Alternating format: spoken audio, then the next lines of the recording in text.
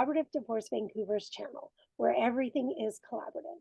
Here we interview experienced professionals like lawyers, financials, and mental health specialists to give you an insight into how collaborative divorce works. Today joining us is Deborah Brakeley, a mental health specialist with Collaborative Divorce Vancouver. How are you, Deborah? Well, I'm well today, thank you. How about you? I'm doing great. Thanks for asking. So, Deborah, why do you choose to practice collaborative law?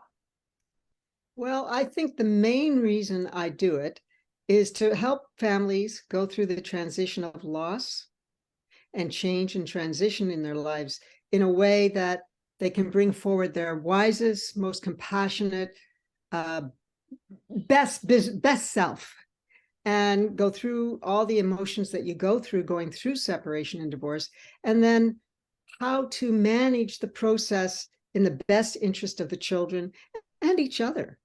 And collaborative divorce, in my experience, collaborative divorce doesn't do anything to get in the way of maintaining some type of relationship with each other going forward into the future. Collaborative professionals do not, do not make things worse, take sides and rev up the emotions like anger and worry and fear. So we do our very best to help people self-regulate and be very present and make informed choices about their path through separation and divorce, and then going forward when they reclaim their lives in new ways. And then, so as a mental health specialist, what is your role in the collaborative process? Okay. Well, in the collaborative process, I'm just going to step back. We work as a team. So there'll be two lawyers, a financial specialist if needed, who's neutral, who will help both people going through the separation. And then we have the mental health professionals, who may be social workers, registered clinical counselors, or psychologists. And we help people go through the emotional part of the separation and divorce and look after the best interests of the children, if there are children. And then we also have a child specialist, who is the neutral coach, counselor with the children. And I do both roles. Wow. So yeah, and I enjoy the work. That's why I'm still doing it. Yeah, go ahead. I would say that the main tax of there are different stages of separation and divorce. There's the sort of acute traumatic stage for most people, just going through that break in their relationship and all the emotions that come up. Especially if there's betrayal involved, a whole host of emotions are present. But there's the grief about the loss, and the worry about the children. If there are children involved, how are they going to fare? So we provide a lot of emotional support for people going through the acute stage, and then the sort of coming more into a more stable stage where you start to get a sense of how you're going to do it and what's going to happen. And then the reclaim stage, where now you've got some energy back and you can kind of move on.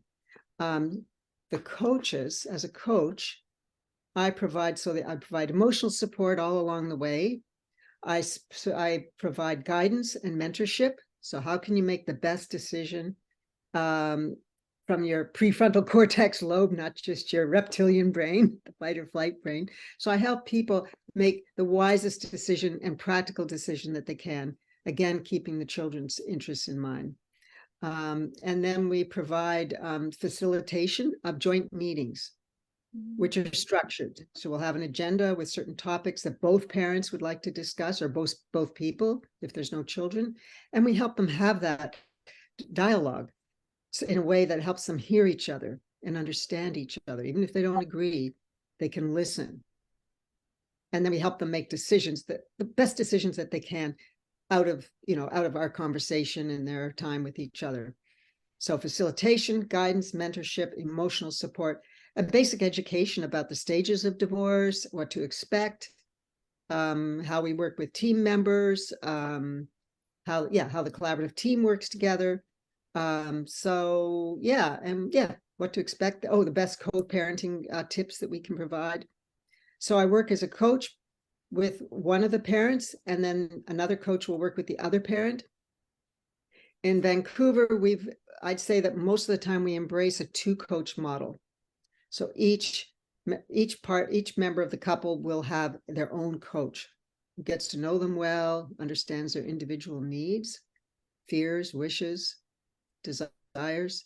And then we might have somebody we would have somebody else work with the children with both parents' agreement. We'll pick out the child specialist, and I also work as a child specialist, which is really the heart of the matter. That's a very special role, to provide the children with the space to express their feelings openly. They're often caught in the middle of the parents' situation. We find out what their fears are, what their hopes are, what their needs are. And I also, of course, spend some time helping them acknowledge their own resources and strengths, because really that's what they have for themselves. If they have siblings, I'll have them sit with their siblings for part of my time with them so that the siblings can hear each other, because oftentimes the siblings have not even talked about it between themselves or among themselves. So it's a chance for them to hear what their brothers and sisters have to say and perhaps get some more support from them.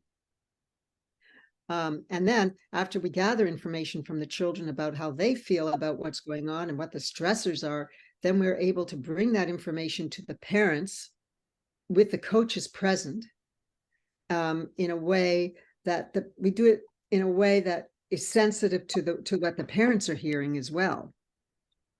And then the coaches can help the parents process it.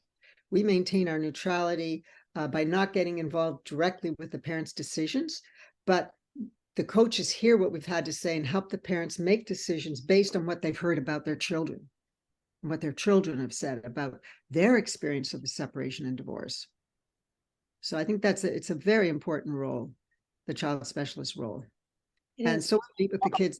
We'll have each parent bring the kids in, and we might have several meetings with each of the kids, and then bring the information back. And then, if appropriate, we may see the children periodically in an ongoing way.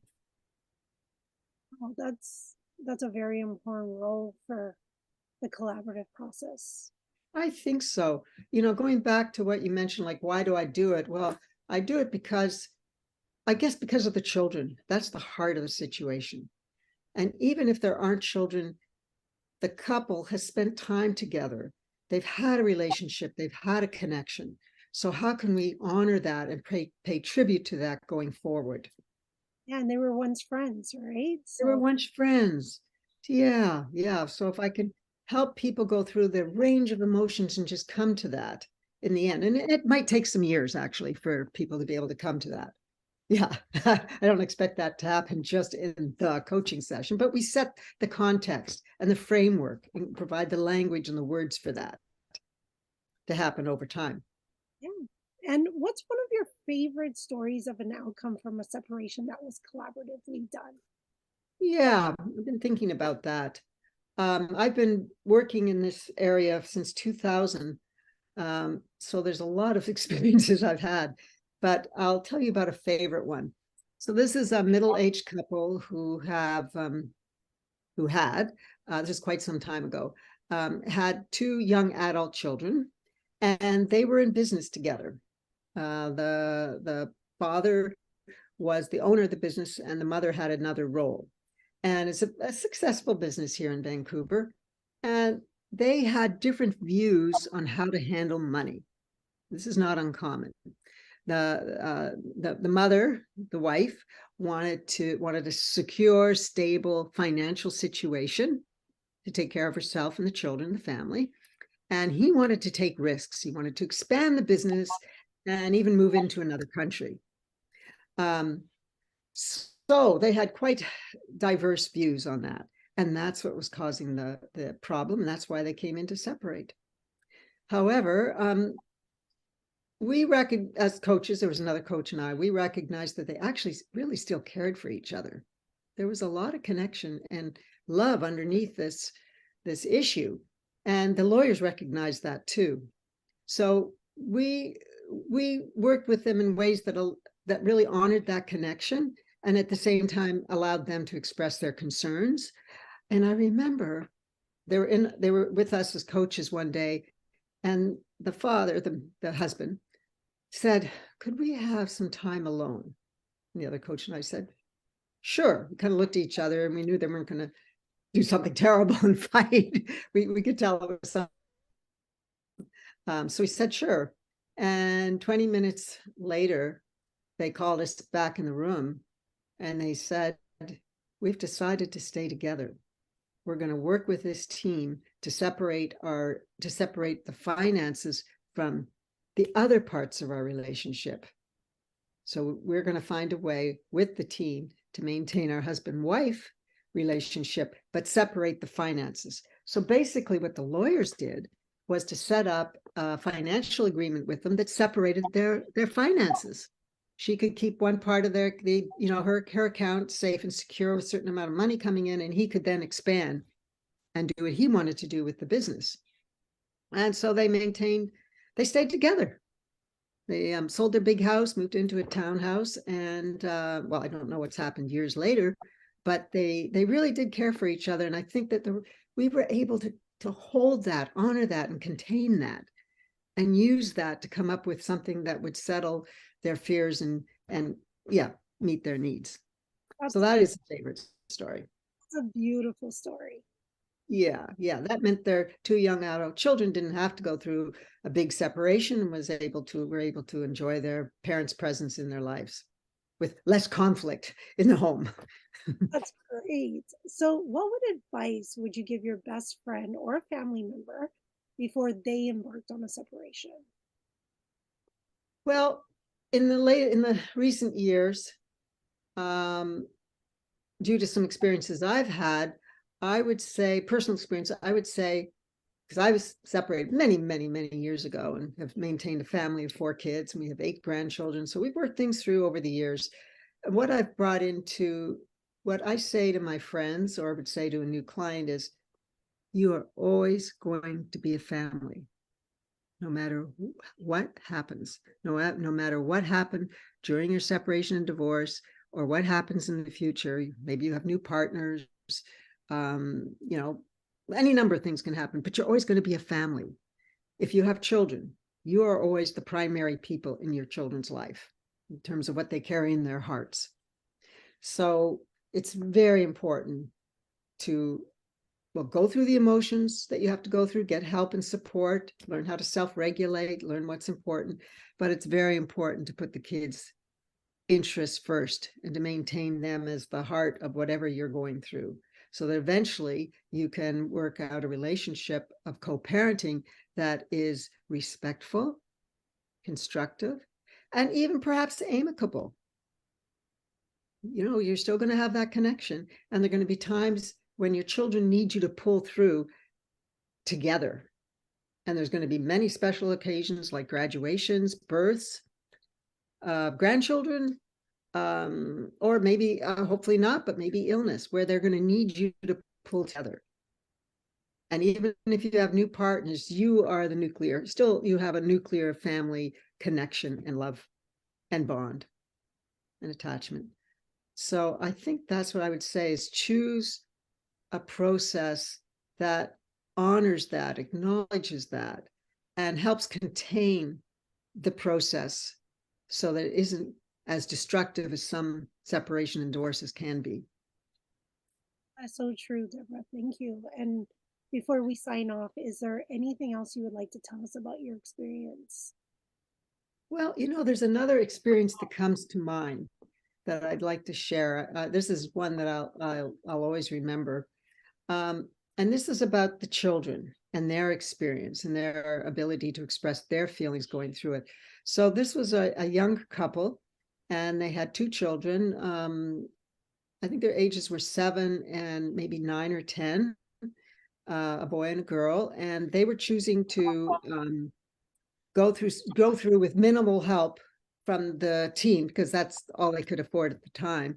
But we were, again, helping to contain the whole process. And they were part of the film called How to Divorce and Not Wreck Your Kids that I was part of. And so I was the counselor, but at that point, more or less for the whole family.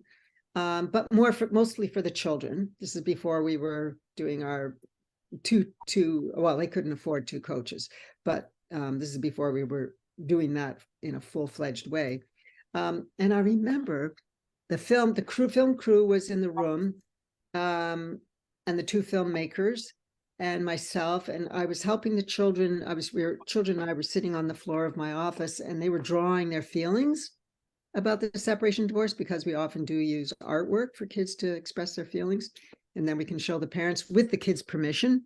Anything we do as a child specialist, we get the kids' permission to share with the parents. Anyway, so the kids are busy drawing, and I said something like, was there any time you thought you were the cause for your parents' separation, or there was something you did that made them separate? And the little boy was very quiet. They were both quiet. He was mainly, I was addressing him. And after a while, he said, without even looking up, he's still counting, he said, well, no, I never thought that I caused my parents' separation, but I wish I did, because if I was the cause, if I had that power, then maybe I would have the power to bring them back together. If I had the power for them to separate, then maybe I had the same power to bring them back together again. Yeah. It was a very profound moment. All of us were like, everybody was quiet. You could have heard a pin drop. We just all stayed quiet. And then I thanked him, of course, for sharing that. Yeah. So that was a very poignant moment that I always remember, that little boy saying that. And that's, the kids are going through a lot when their parents separate, but they can do it. They can do it. They can get through it. And I'm sure he's doing very well now, especially because his parents were very committed to being friendly with each other and to making sure the kids could spend time with each of them. They really honored each other, and they honored the other parent. These were not parents who were saying nasty things about each other or putting the kids in the middle of the conflict. Yeah. And that's important, never to put the children in the middle of the conflict. Yeah, exactly. Thank you so much, Deborah, for your time. And if you want to learn more about Deborah, the link will be in the bio. Thank you so much for your time. You're welcome. Well, thank you for giving me the opportunity to talk about something that I've loved doing over the years. It's meant a lot to me too, to be able to do. It's very meaningful work. Yeah. Okay. Thank you.